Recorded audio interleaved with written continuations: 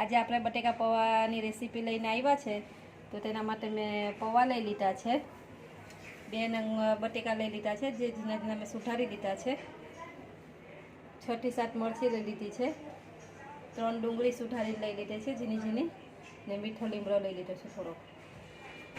તો ચાલો તેને બનાવવાનું શરૂ કરીએ આપણે. તેના માટે 4 ચમચી તેલ લઈ લેશું. તેલ આપણું ગરમ થઈ ગયું છે, તો 1 ચમચી રાઈ લઈ લેશું, 1 ચમચી જીરું લઈ લેશું આપણે, અને તજ લઈ લીધી છે, 2 ટુકડા તજ લઈ લીધી છે, ને 4 થી 5 લવિંગ લઈ લીધી છે, એ લઈ લેશું. એ થઈ જાય એટલે આપણે બટેકા લઈ લેશું.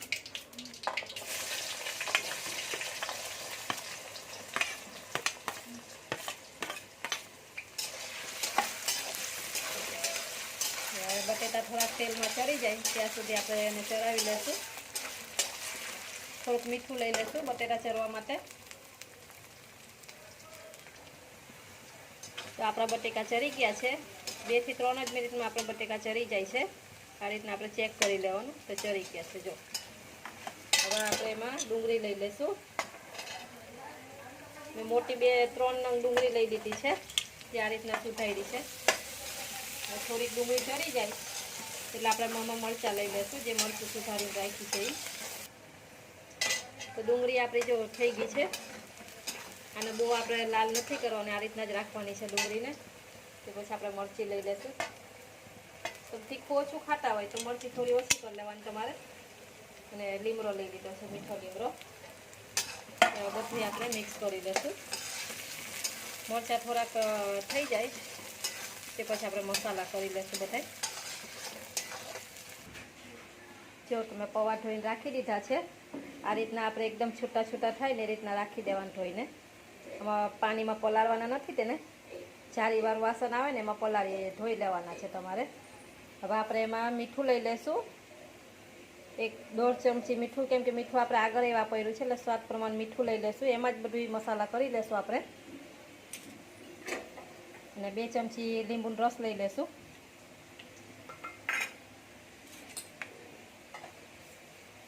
એક ચમચી ખાંડ લઈ લેશું,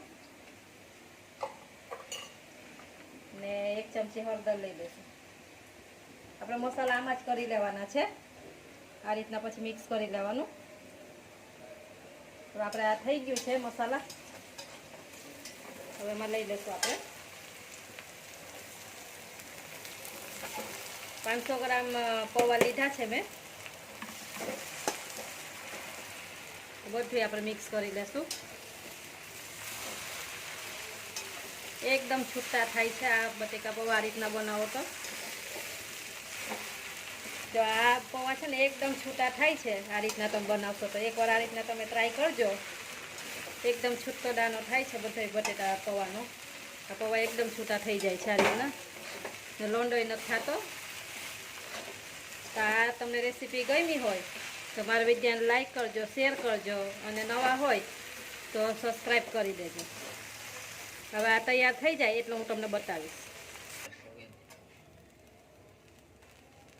તો તૈયાર છે આપણા બટેકા પૌવા. મેં આને 2 મિનિટ માટે થવા દીધા હતા, જેથી કરીને આપણા બધા મસાલા પૌવામાં ભરી જાય.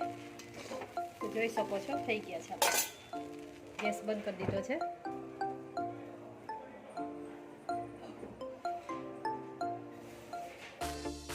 તો તૈયાર છે આપણી ડીશ.